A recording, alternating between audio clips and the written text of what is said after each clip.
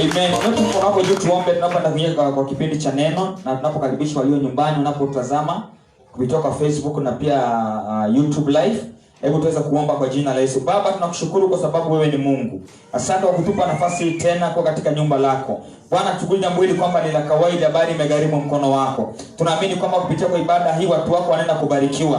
Kupitia kwa ibada hii unaenda kutuinua. Kupitia kwa ibada hii unaenda kutuguza. Kupitia kwa ibada hii tunaenda kupokea uponyaji wetu. Na tutatoka vile tulivyoingia katika nyumba hii. Kwa katika jina la Yesu Kristo. Tunainua sauti zetu kwako Mungu. Tukitangaza kwamba Bwana, kile ambacho umekusudia katika maisha yetu mchana wa leo tunaenda kupokea kwa jina la Yesu. Tunachukua nguvu na mamlaka tuliyepewa. Ninainuka kinyume na kila upinzani wote. Maroho yote yanapingana na ibada ya wateule. Maroho yote yanapingana na kazi yako Bwana. Maroho yote yanapingana na elimu ya kimbingu. Bwana, tunaishusha na kuiangamiza katika jina la Yesu Kristo.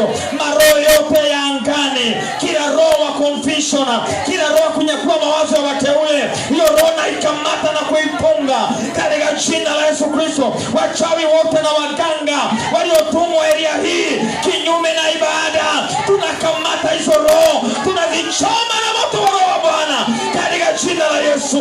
Tunatangaza watu wa Mungu watasikia neno, watu wa Mungu watabarikiwa, watu wa Mungu watainuliwa, watu wa Mungu maisha yao inachukua mkono mwingine.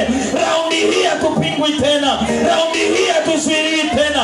I release a fire of the Holy Ghost. Let the favor of God, let the power of God come down this afternoon upon each and every one of us today. In the name of Jesus. Baba, tunaachilia nguvu zako zitembee. Naachilia uwezo wako utembee. Mapenzi yako yanaenda kutimia. Asante Bwana. Na ni katika jina la Yesu Kristo tumeomba na hata kuamini. Amen. Pesa makofi mazuri. Amen, amen. Hizo na worship Bwana wabariki sana. Unaweza keti. God bless you so much. Tuwapigie makofi wapendwa hao. Wanafanya kazi nzuri ya Mungu. Tumetangaziwa kwamba about pastor kuwa kwa ofisi on Wednesday ni kutoka saa 8 ya mchana hadi saa 11 na tutaweza kubarikiwa. Haleluya. Kwa haraka kwa sababu masaa tukimbiza pia, na topic ya ujumbe wangu ni kwamba when God is on your case. That's the topic of my message. Wakati Mungu ako kwenye kesi yako. Haleluya. Unajua maandiko ina define the enemy ama inaelezea kuhusu shetani. Inasema kwamba ni mstaki wa watakatifu. Kila wakati anakuwa na file ya kesi yetu amebeba kila wakati. Iko hapa hachangi. Anaandika tu makosa, anatu accuse mbele za Mungu. Revelation Yohana anasema ya kwamba Yesu alimuelezea kwamba timstaki wetu huwa anatustaki mbele za Mungu siku na mchana. So ni kila wakati ako mbele za Mungu. Anakufuata kila wakati. Akiona kuna makosa umefanya anaiandika. Amen. Ndio naambiwa wapendwa, ni vizuri kuishi maisha ukijiangalia sana. Usiishi maisha careless. Sababu pastor yuko karibu na wewe. Hakuna mshirika wa church yako hapo, unaishi tu careless life. Be responsible. Amen. Na maisha yako. Be responsible kwa kile ambacho unachokiongea. Matendo unayofanya kila siku wakati uko peke yako. Ukiwa kwa nyumba, ukiwa kwa internet. Wengine mnastakia kwa mbele za Bwana kupitia internet. Si hata tusikie dhambi nyingi. Na mimi naona hii internet tuliletewa ni nzuri, inatusaidia kufanya kazi ya Mungu. Sababu tunahubiri sasa hivi watu wanatazama, hata kuna wapendwa wa safari sasa hivi wanaelekea manyumbani wa hii church. Wako tungoje tuingie online sasa hivi wanatazama kupitia kwa Facebook. Ni nzuri. Lakini internet sipoichunga inafanyaga makosa yako inakuwa mengi kwa Mungu, unastakiwa kila wakati. Bwana asifiwe. Amen. Hallelujah. Amen. Kwa hivyo be responsible. Because mstakiwa wako maana kusema kwamba ni simba agurumaye akitafuta mtu wa kumeza. So kila ambacho anachokifanya ni kutafuta makosa yangu na makosa yako kila wakati. Na ninapoanza kusema when God is on your case, pia shetani anakuwa na kesi na sisi. Alikuwa na kesi na Yakobo. Yakobo kitu kwanza alinyang'anya ndugu yake urithi. Akadanganya baba yake kwamba yeye ni Esau. Na akabarikiwa na baraka za firstborn. From there, wakati ndugu yake alipaka kumuua, mama yake Rebeka akamwambia Yakobo, torokea kwa your uncle Laban. Enda huko maana ndugu yako anapanga kukuua. From there, wapendwa, shetani akawa na kesi na Yakobo. Kila kilifanya Yakobo atoroke, shetani akaandika, umetoroka kwa sababu umedanganya ndugu yako urithi, akaweka hapo. Sasa alifanya Yakobo awe kutoroka kila wakati. Wakati shetani yako na kesi yako, kile ulichokifanya anakitumiaga kukutorment. Yakobo alipotorokea kwa ndugu yake, kwa anko yake Laban, akakaa akaona ni vyema anataka kuoa maana miaka imeenda, na akaona msichana wa kuoa ambaye alikuwa anaitwa Rachel. Akaendea baba yake akamwambia, huyu msichana wako nimempenda, ningetaka kumuoa. Ni mrembo sana. Na akampenda kutoka kwa moyo wake. Biblia inasema kwamba alimpenda kutoka kwa moyo. Laban na yeye akamwambia, okay, si vibaya. Ni heri nipatie wewe kuliko nipatie mtu mwingine. Lakini sasa itabidi unifanyie miaka 7. Ndio nikupatie Rachel. Akasema haina shida. As long as nitafanya miaka 7 unipatie, ile upendo mimi napenda huyu mwanadada nayo nitafanya. Akafanya kazi kwa anko yake 7 years. Lakini mama shetani alikuwa na kesi na yeye. 7 years ilipokwisha, akajua hii wiki mali nilianzia ni hii wiki. Hata alikuwa anashukuru Mungu, sasa ni Mungu ni asante, naenda kupokea bibi wiki hii. Kwa sababu shetani alikuwa na kesi na yeye. Sema shetani alikuwa na kesi na yeye. Aliingia Laban. Bwana asifiwe. Laban akamwambia, imeisha, nisiko nakumbuka. Okay, lazima tukufanyie kasherehe basi. Tusikupatie tu kitu kali. Akasema ni sawa. Wakachinja, wakamletea pombe. Yakobo akakunywa, akalewa, akaambia ndo ulale, bibi anakuja. Unajua wakati huo kulikuwa na stima. Alileta usiku akiwa amelala. Praise the Lord. Amen. Hallelujah. Amen. Alileta usiku akiwa amelala. Alipoamka asubuhi kupindua kuangalia nani huyu alikuwa na yeye, alipata ni Lea, na hakuwa anapenda Lea. Wakati wote shetani akiwa na kesi na wewe, unabadilisha yako baraka. Bwana asifiwe. Amen. Unachukuliwa, unaajiriwa kazi mahali, mwisho wa mwezi mshahara alipo sio ile mko mmeagree, maana shetani ako na kesi na wewe. From there akakuta Laban akamwambia, mbona sasa umenifanyia hivyo? Ambia huku kwetu atupeanaje mdogo kwanza before mkubwa. Fanya nyingine 7. Maana alikuwa anapenda Rachel, akafanya nyingine 7. Alipopewa sasa 7, moyo wako atulia. What does it mean? Wakati shetani yako na kesi na wewe, unafanyisha kazi nyingi lakini mshahara ni kidogo. Na ukitaka kupata kitu unateseka sana ndio upate.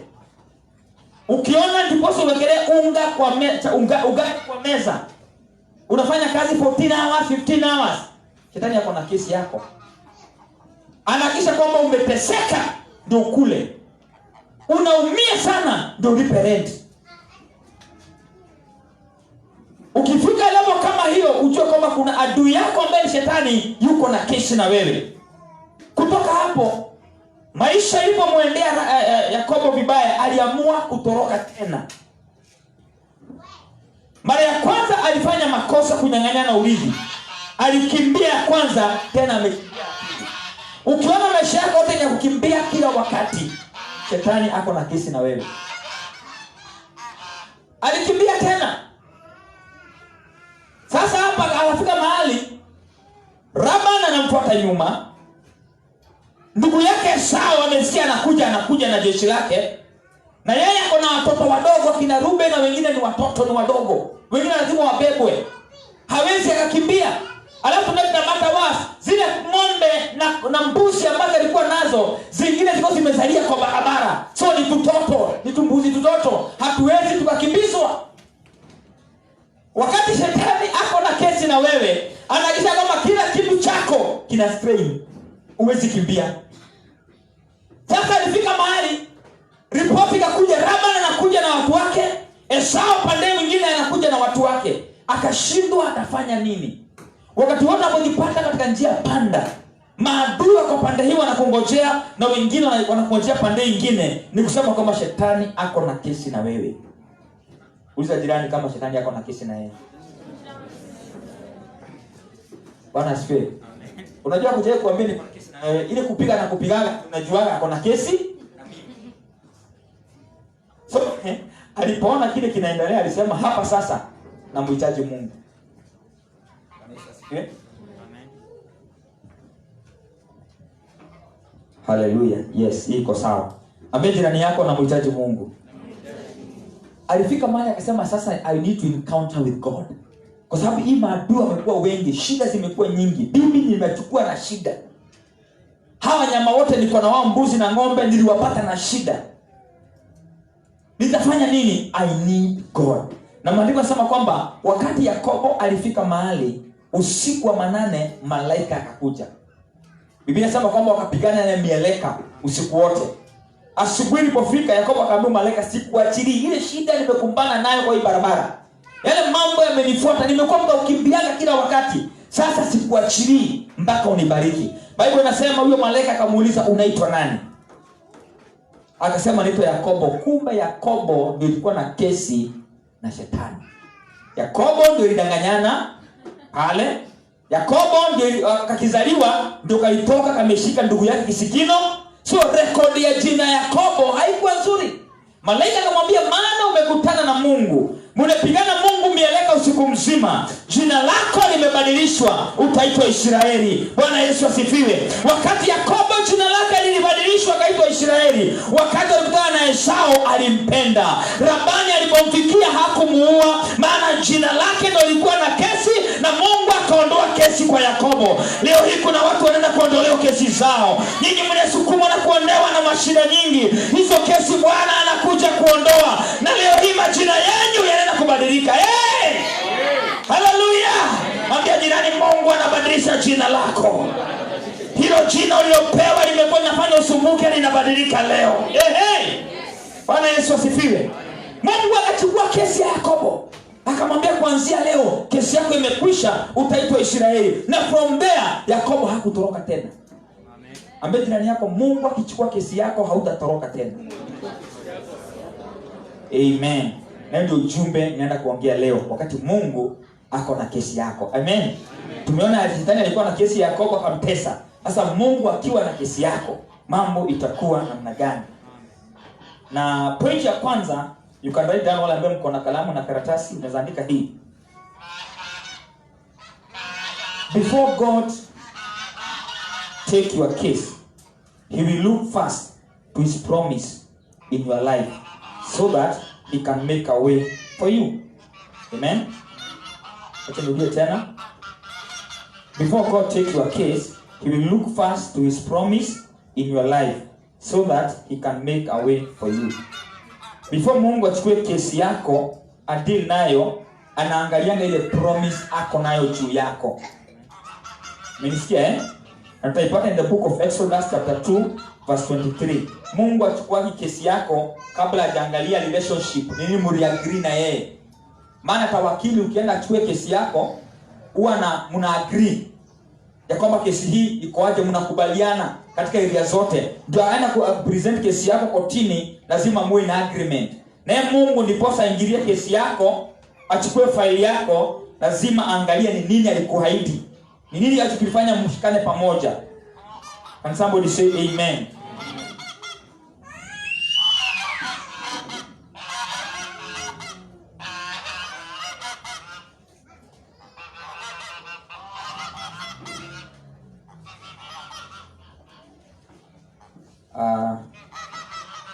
Let's go in the book of Exodus chapter 2.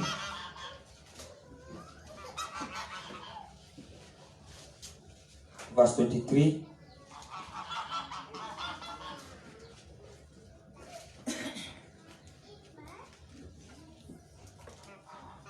Up to 25. Nasema, ukifika kusema amen. During that long period, the king of Egypt died. The Israelites groaned in their slavery and cried out, and their cry for help because of their slavery went up to God. God heard their groaning, and he remembered his covenant with Abraham, with Isaac, and with Jacob. 25. So God looked on the Israelites and was concerned about them. Ijapokuwa wanapitia katika shida nyingi ya slavery na kuteseka, walimulilia Mungu. Na si kwamba Mungu hapo anasikia kilio chao mbeleni, lakini alikumbuka the covenant he made with their fathers, Abraham, Isaac and Jacob. Hapo ndio Mungu anaingiliaga ndio asaidie mtu ama ingilie kesi ya mtu. Tunaona kwamba Bwana alikumbuka ile ahadi alifanya na baba zao. Na from them alikosema kwamba akawaangalia na akawahurumia. So ndio Mungu aingilia kesi yako. Ni nini hiyo ambaye alikuahidi? Ni covenant gani hiyo mlimake na yeye? Ni relationship gani hiyo mlikuwa na yeye na Mungu tangu uokoke? Ni mambo mangapi alikuongelesha kwa ndoto na maono? Ni mambo mangapi mliagree na yeye wakati ambao ulikuwa ukimtumikia? So mambo haya ambayo mliagree na yeye ndio Mungu anayaangaliaga ndio ingie kwa kesi yako. Bwana Yesu asifiwe. Amen. Wengine mnapiga vita kwa sababu ya huduma mlebeba. Kuna vitu mlifunuliwa na Mungu siku moja usiku. Ama mkienda mahali ukapata mtumishi wa Bwana akatabiri kwa anga yako. Utakuja kuwa business woman. Utakuja kwenda ng'ambo utafanya kazi ya Mungu. Wengine mkaambia mtamwimbia Mungu muende mbali. Because of that, adui akakasirika na wewe na akakasirika na mimi. Na akainua kesi ya kukuwinda ili kwamba hicho unataka kufanya kisifanyike. But today I'm here to tell you, wakati Mungu alikumbuka Israeli, aliwakumbuka kwa sababu covenant waliokuwa wameweka na baba zao. Na wewe kwa sababu kila Mungu alikuongelesha utakuwa, anapokumbuka vile alivyosema juu yako, hata mapepo unganike pamoja, hawatazuilia hicho. Amen. Amen. Hata shida ikuje, njaa ikuje, watu wakuinukie, majirani waongee mambo mengi na mabaya juu yako, Mungu asonga sako na kesi yako, lazima atimize kile alichokisema. Na from there, Mungu akaanza kuangalia ni nani nitakayetuma. Akapata jamaa mmoja aitwa Musa akiwa jangwani, ametulia hapo na bibi yake na watoto, akamtokelezea na akamwambia, nimesikia kilio cha Israeli, nataka uinuke, wacha ufu ya father-in-law, wacha mali yako yote, enda Misri, maana nimesikia kilio cha wana wa Israeli. Leo hii I prophesy to someone today, kuna Musa mahali jangwani Mungu anaendea, kwa sababu yako na mimi unakuja kukumbukwa. Nasema unakuja kukumbukwa. Nasema Bwana anafungua chapter yako mpya. Mambo ambayo umeyapitia na machozi umeyaona, anafungua chapter mpya, maana ako na kesi yako. Amen. Hallelujah. Amen. Kuna clip nisoma mahali mhubiri mmoja akiongea kuhusu Yesu vile alivyokuwa ama vile Yesu anakuaga. Akasema ndiposa Yesu atuokoe, akwalify kutuokoa, kitu moja alifanya. Mimi na wewe tulikuwa tumefanya makosa, tukaandikiwa hukumu ni kifo. Na shetani akaleta kesi kwa Mungu. Hawa watu mambo wamefanya kama prosecutor. Hii na hii na niko na evidence. Akaita evidence, mnafanya. Sasa mnafaa kuhukumiwa kifo. Jaji na yeye ambaye ndiye Mungu anafaa kuhukumu wewe na nihukumu mimi. Aliamuka kwa kiti yake cha hukumu. Bwana Yesu apewe sifa. Akaenda upande huo wewe uliostakiwa. Akasimama upande huo ni judge. Akasema ile gharama yote huyu mtu alikuwa alipe, mimi kama judge nimeamua kuilipa. Ile makosa alifanya yote, mimi kama judge nimekubali kulipa. So prosecutor haizi kuwa na any evidence ya kustaki huyo mtu tena. Maana judge ameamua kubeba gharama ya mstakiwa.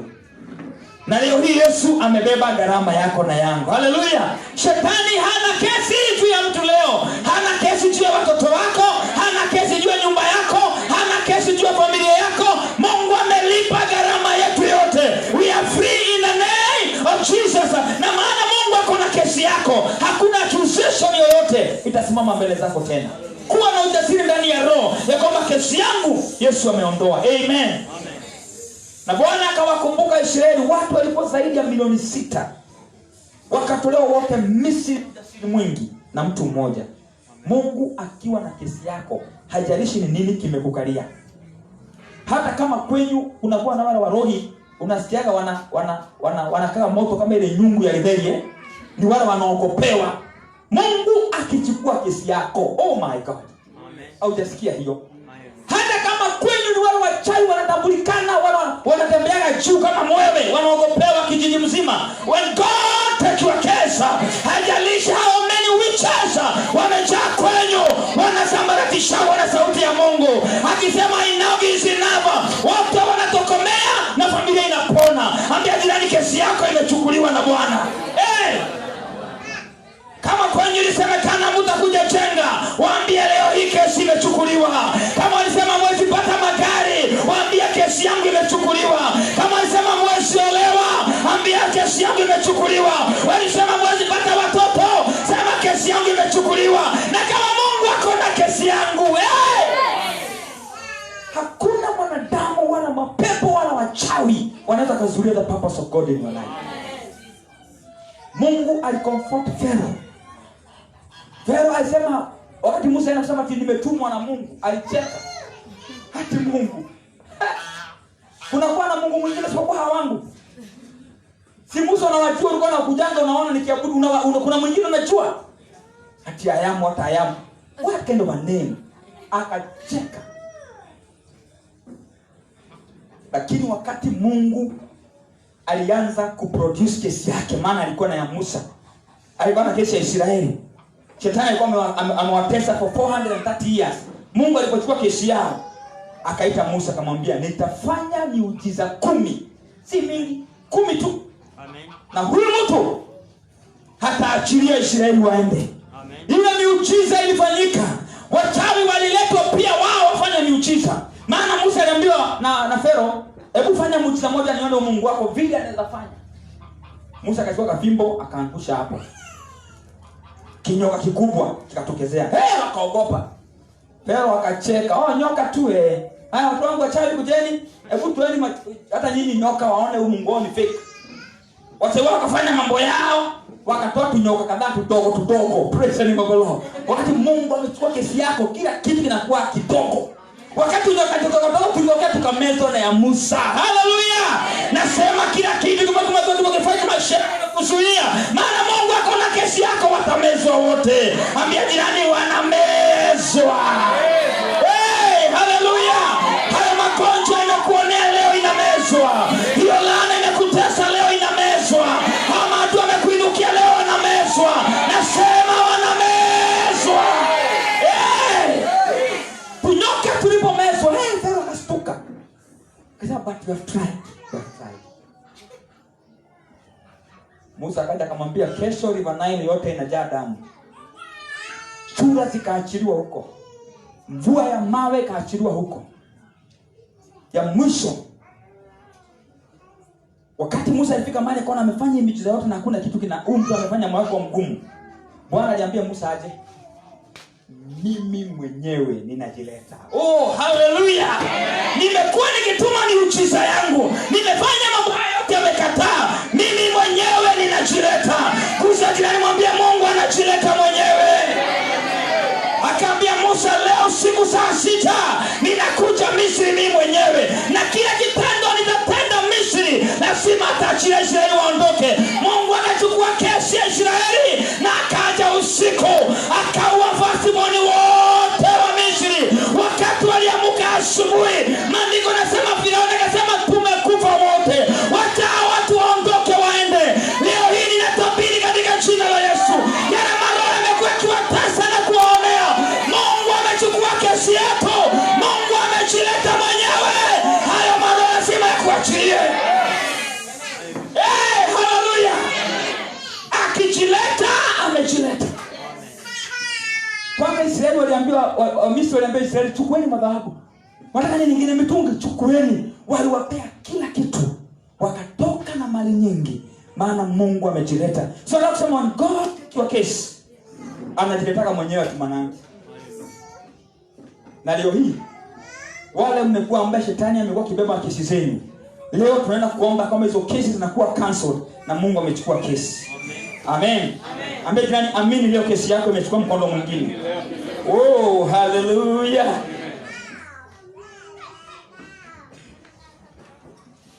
Hebu tuangalie point nyingine ya pili. Wakati Mungu ako na kesi yako. When God has your case, He's the one who will make a way for you, not you. Amen? When God has your case, He's the one who will make a way for you, not you. Mungu anapochukua kesi yako. Tapana in the book of Genesis chapter 40 verse 4. Wakati Mungu amechukua kesi yako, ni yeye anatengeneza njia, si wewe unajitengenezea njia, ni yeye. Amen. Anakuwa na njia zake mwenyewe zile anatengenezaga za kusaidia watu wake. Na wacha tusome Genesis 40. Genesis 40.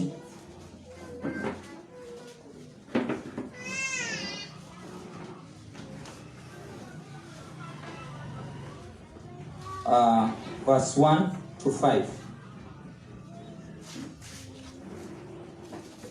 Kifika hapo sema amen.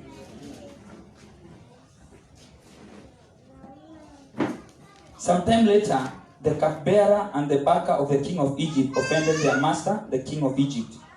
Pharaoh was angry with these two officials, the chief cupbearer and the chief baker, and put them in custody in the house of the captain of the guard, in the same prison where Joseph was confined.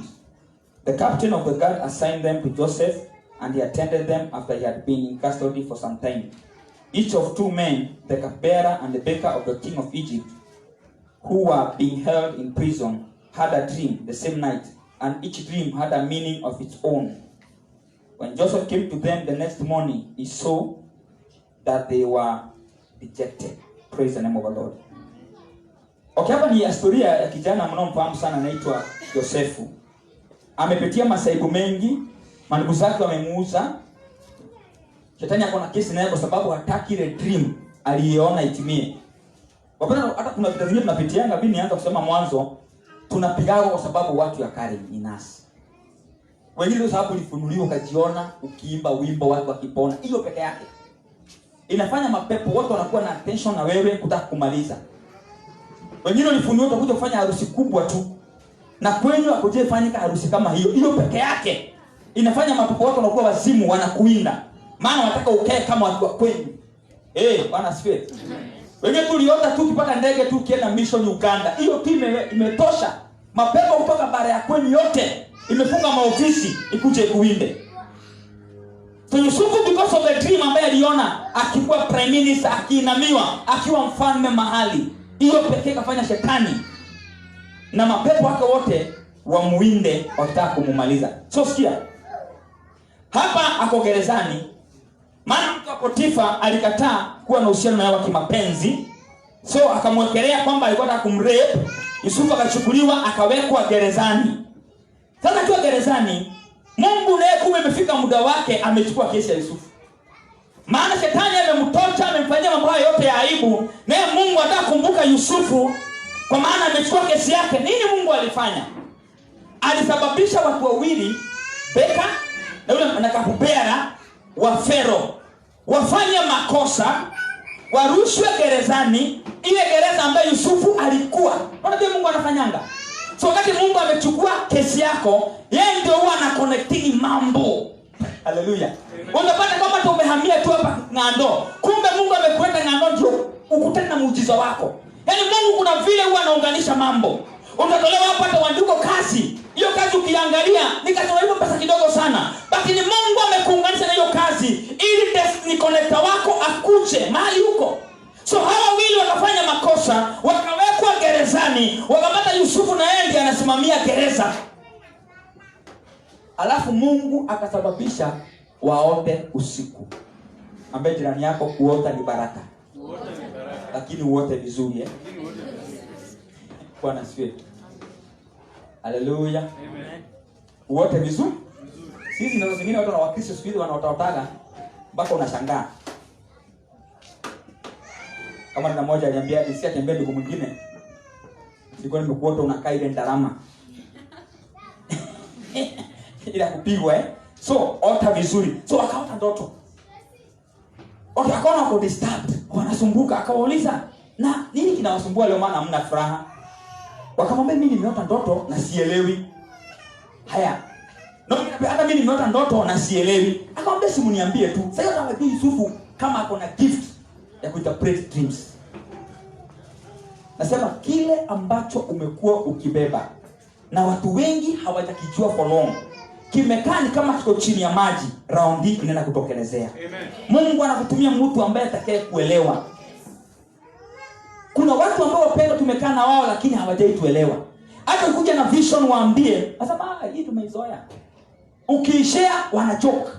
Hujakana watu ambao wamekuwa serious in life. Yusufu hivyo ndivyo alivyokuwa. Ni mtu alikuwa na neema ya dream, lakini akutana na watu ambao watamuelewa. So walipoota hizo ndoto mbili, akawainterpretia kila mmoja ndoto yake. Kumbe Yusufu hakujua. Hiyo ndio njia Mungu ametumia kumfungulia mlango kufika kwa Farao. Bwana Yesu apewe sifa. So wakati Mungu anapokuwa na kesi yako, ni yeye anakutengenezea njia you meet your Farao. Wakati Mungu ameplan kukubariki nako na kesi yako, yeye anajua vile anaunganishaga watu. Unaweza kuwa na town uingie kwa matatu hapa. Nissan ikuje tu hapo, usikie tu usiingie. Ingine kuje tu usikie ingia hii. Kumbe hiyo kitu tunakalia unakutana your destiny connector. Umetoka kumenya Nairobi town, uko through maana usikie tu gari zinakuja tayari kubeba, tayari kuingia, ya mwisho kuja uingie. Kumbe tu umeingia ndio muujiza wako huko. Amen.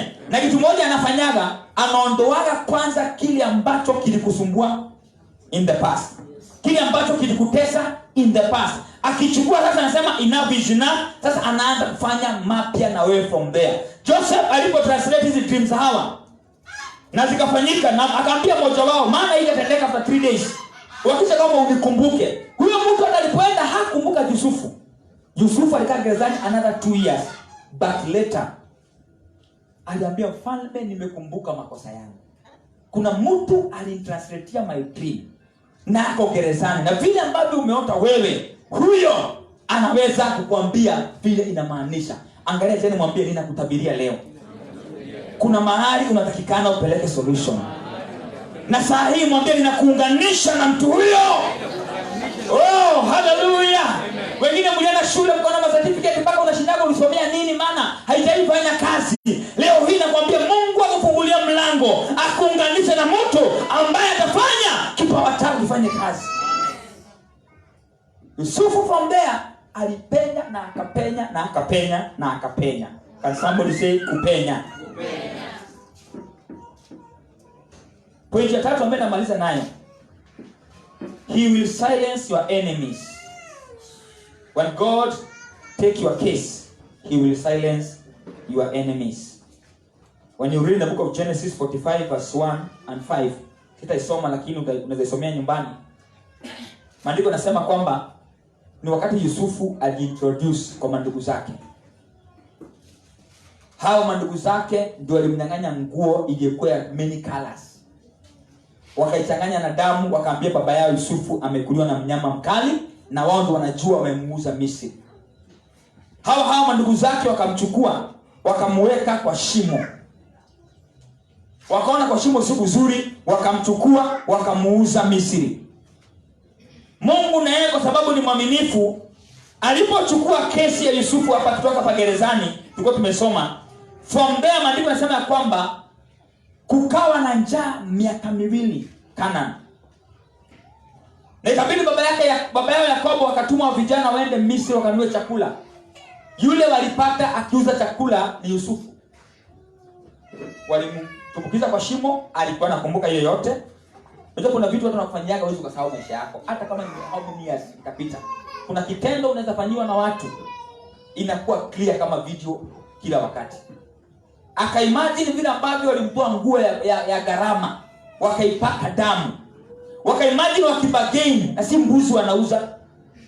Huyu kijana kwa na kifua sana, ongezeni 200. Hiyo anakumbuka yote. Kwanza Juda ndio alimpeana vizuri akiwa na Ruben na jamaa kwa Simeoni. Wakamuuza vizuri na akaenda. Akawaona wote, akalia machozi, akasikia roho ya kurevenge. Mbele kunisikize vizuri. Wakati Mungu amechukua kesi yako, usije ukadiribishia kisasi. Hata kama ulikuja Nairobi ukatupwa nje saa 6 za usiku, ukarara kwa kibanda ya mboga ama ya mandazi, wakati Mungu atakapokuinua, usije ukadiribishia kwa hawa watu. Hiyo ni kitu ya maana sana ushike. Wakati Yusufu aliwaona wote wamekuja, wako desperate, wako na njaa, alipowaangalia hivi wote, akataka kujitambulisha kwao. Kwanza machozi ilimtoka alipoona brother yake Benjamin, maana alikuwa amekata choka dogo. Akaona machozi yatoka, kwanza akatoka kaenda akajificha. Akalia, akamaliza, akakuja. Wanasema huyu mtu kwani mtu mwenye gani huyu? Mbona anatutesa hivi, kutufanya kazi nyingi ambazo si poa? Finally akaambia watu wote watoke. Tokeni wote. Wakatoka, polisi wote, mabodyguard akamwambia tokeni. Akafunga milango. Akawakondolea macho. Akawaambia, mimi ndimi Yusufu ambaye mliuza many years ago. To whom mimi sasa nimefika hapa. Wote walistuka. Ukisoma hapo verse 1 to 5, walistuka wote. Na maana sababu kama wote wakainama chini. Unabii ambaye Yusufu aliuona, ya kwamba aliwaona wakimuinamia, wakamuinamia, na unabii huo ukatimia. Nasema leo hii kwa jina la Yesu, wapendwa, Mungu anapochukua kesi yako, chochote alikuonesha kitatimia. Kama alikuonesha utahubiri mpaka Amerika, utahubiri. Kama alikuonesha utakuja kuwa mwanabiashara mkubwa, itakuwa hivyo. Usiangalie background of education. Wewe ona Mungu aliyekufunulia hayo, maana ni mwaminifu. Walinama na wakalia machozi na akawahaga. Akawaambia, msijali, sitadiribishia na nini. Mungu alisababisha mniuze ili siku kama hii ya leo niweze kuwasaidia. Amen. Somebody say amen. Amen. Kuna mtu anakufanyia kitendo akidhani anakumaliza, kumbe ni mlango amekufungulia ya kumsaidia pia yeye later. Na challenge iko hapa. Mungu atakapokuletea mtu maishani, mtreat vizuri. Praise the Lord. You never know kama ni Yusufu wako. Bibi unakaa naye kwa nyumba, na hapa kuna shida ya kazi, kuna shida fulani anapitia, anakaa kwako. Mtreat vizuri, because you never know. Mmoja utampata mahali akiwa prime minister huko. Na kama ulifanya madharau, watu wengi wanaga neema ya kujipishia vizuri. Ambaye jirani, si watu wanakuwa na neema ya kutendea watu mema. Kuna wengine wanakuwa na grudge na kutafutaka tu. Ili ulinifanyia wewe, tutakutana mahali. Praise the name of the Lord. So akafanya introduction, na from there hawa watu wote wakahamia Misri na wakaishi huko. Ni kusema kwamba wakati Mungu amechukua hiyo case, huwa anaondoa ile picha yote ya mambo ambayo uliyapitia. Anahakisha kwamba amechange your picture, unaanza kuiona na angle nyingine. Yeye alikuwa na watu, nimechukiwa na wazazi, nimechukiwa na mandugu zangu, nimechukiwa na kila mtu. That's why niko gerezani. Na akijiangalia ni makosa gani nilifanya. Kuna watu ambao mnapitia life kama hiyo, mnapitia challenges nyingi, mnateseka na mateso mpaka unajiuliza ni nini mimi nilifanya? Ni nani nilikosea? Basi nimetuma nikwambie, si mtoto ulikosea. Mungu anakuja kuchukua kesi yako sasa. Amen. Na hayo yote ulikuwa ukipitia machozi na huzuni, yanakuja kufika mwisho. Can somebody say amen? Amen. Kuna mtu ambaye anaitwa Job ama Ayubu. You know him very well. Ayubu, shetani alipochukua kesi yake, alienda kamshtaki.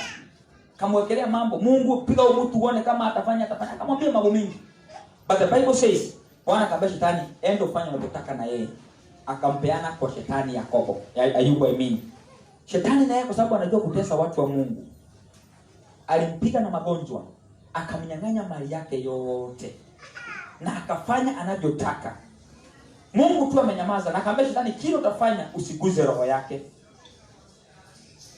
Finally wakati shetani amejana naye na akaona Ayubu hajatusi Mungu, hajalani Mungu, Mungu aliambia shetani kando, akachukua kesi ya Ayubu. Na alipochukua kesi ya Ayubu, from there maandiko yanasema watoto wa Ayubu walirudishwa maradufu. Kama alikuwa na watoto 6, alipata wengine 12. Wanyama ambao alikuwa nao, punda, ng'ombe, mbuzi, ngamia, Biblia inasema kwamba walirudishwa maradufu, double. Wakati Mungu amechukua kesi zetu, kila kitu kinarudi double. Naona ndio janiangalia mzuri. Praise the name of the Lord. Okay, hii injili isikize tu, kesi yako Mungu achukue. Hapa nenda nyumbani, ile githeri uliacha jana, Si umeikula miaka mingi. Sasa unafikiria kwa nini? Si unisikize tu ubarikiwe. Bwana Yesu asifiwe sana. Alirudishiwa double. Kama alikuwa na ng'ombe 1000 zirudi 1000 ngapi? 2. Kama alikuwa na ngamia 20,000 zirudi ngapi? 40 Haya, kama ni punda alikuwa na 20,000 alipewa ngapi?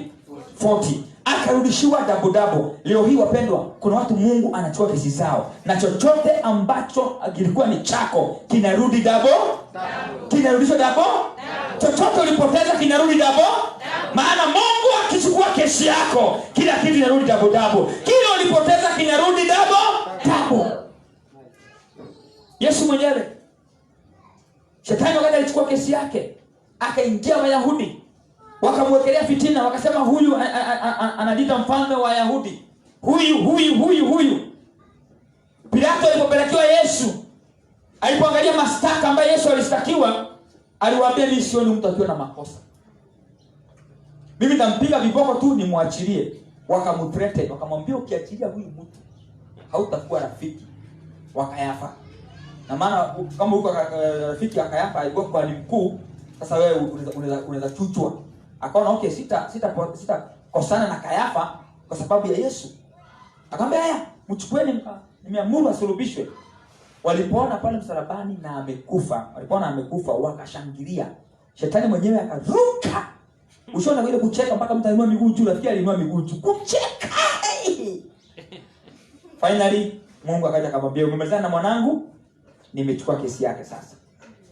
Baada ya siku 3 Yesu akafufuka.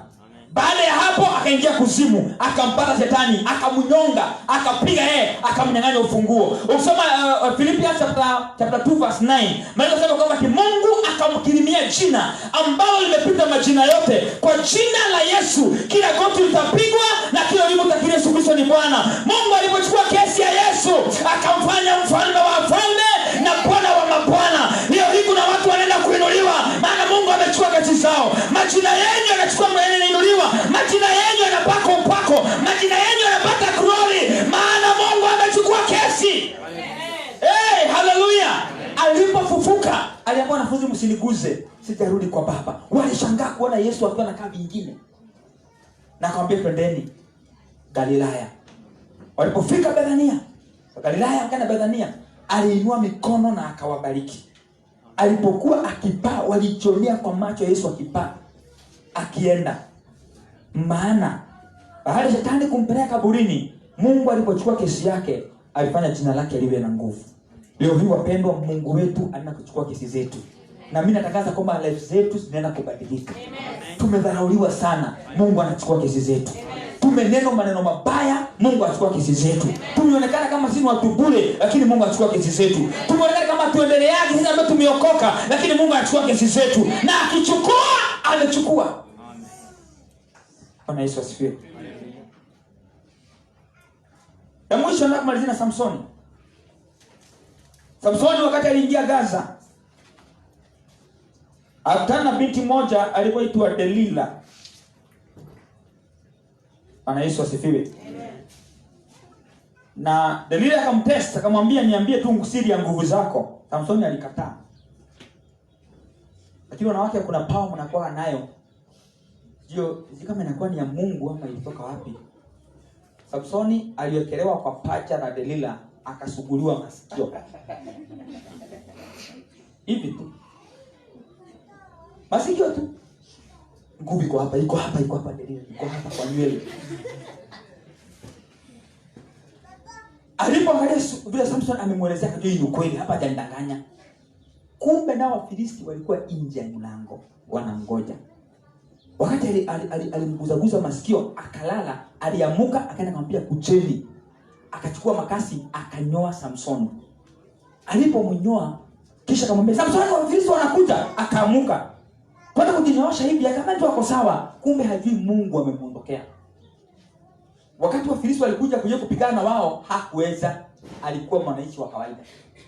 Biblia inasema walimchukua, wakaenda wakamfunga mikono na miguu, wakatumia ile kifua yake, nguvu yake ya kawaida kusiaga unga. Kuna kimawe kio kinasukumwa kinasiaga unga. So akatumiwa kama kisiagi. Akisiaga tu hapo akizunguka, Wafilisti wanacheka wakipeleka mungu zao ibada. Wanasema mtu huyu ametuweza miaka mingi, leo tumemshinda. Lakini kitu moja hawakujua, nywele za Samsoni zikamea tena. Ambia jirani zako, zinamea tena.